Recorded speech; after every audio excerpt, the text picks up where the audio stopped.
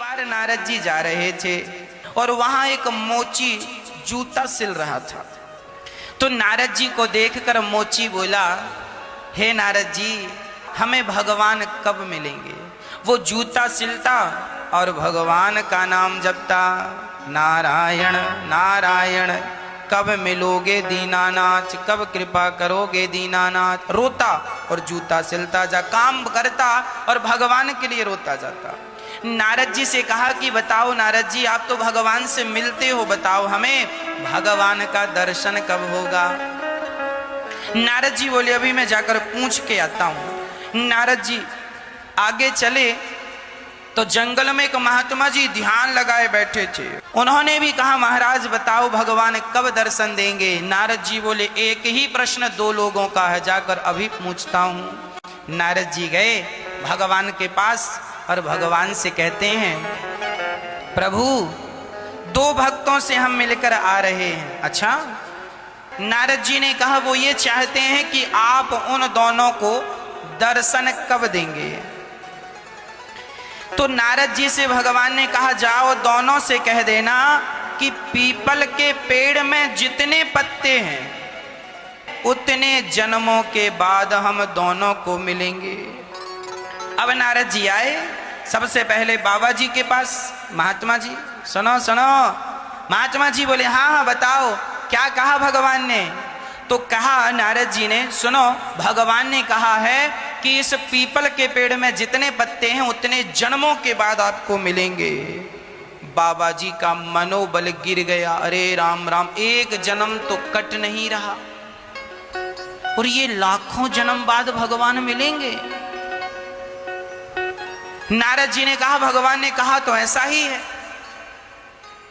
तो बाबा जी ने कहा, नारद जी फिर ये माला वाला आप लो, अब ये हमारे बस का नहीं है, इतना इंतजार कौन करेगा?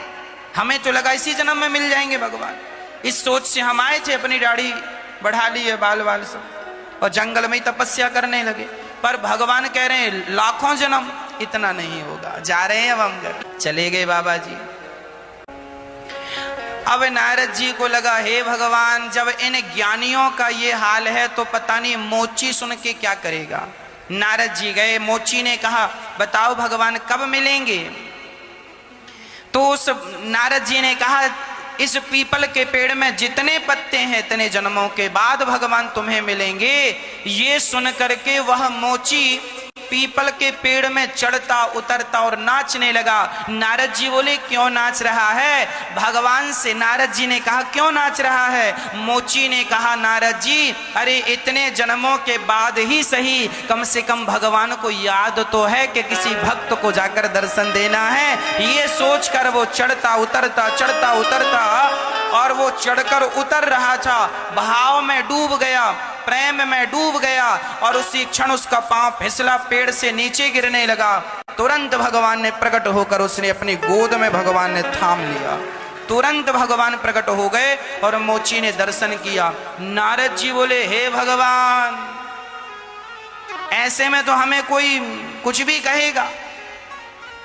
आपने अभी कहा था कि हम करोड़ों लाखों जन्म बाद मिलेंगे पीपल के पत्ते में, पीपल में जितने पत्ते उतने जन्मों के, और आप अभी आ गए। आप झूठ बोलते हैं, भगवान से कहा नारद जी ने। नारद जी से भगवान ने कहा, ना, मैं झूठ नहीं बोलता। तो आपने तो कहा था इतने जन्मों बाद मिलूंगा और आप तो अभी मिल गए।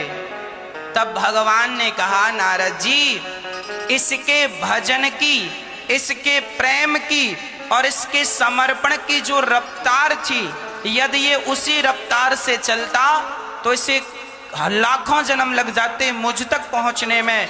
पर इसने जब सुना कि भगवान मिलेंगे, इससे इसने इतने कम समय में इतना प्रेम इसके हृदय में उमड़ा, इतना स्नेह उमड़ा और इसने अपने आप को इस प्रकार समर्पित कर दिया कि मेरे भरोसे पेड़ पर चढ़ने उतरने लगा। तो मुझे इसकी भक्ति की हठता देख करके मुझे इसी जन्म में आकर के से दर्शन देना पड़ा।